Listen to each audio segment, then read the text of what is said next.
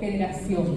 El grupo Generación surgió en los albores del año 1982 en la ciudad de Villarrica del Espíritu Santo con los hermanos Alejo, Pedro y Enrique Benítez junto a su primo Adolfo Arregui, formando un cuarteto musical.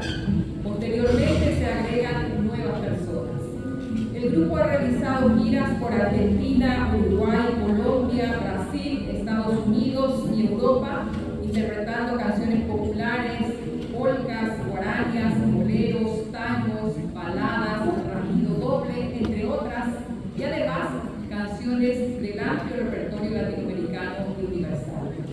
Generación se destaca por lograr una polifonía y armonía vocal, una mezcla de juventud y experiencia, evocando paisajes, buscando la alegría, dando esperanzas de un mundo más justo y mejor. Con los aplausos de todos ustedes,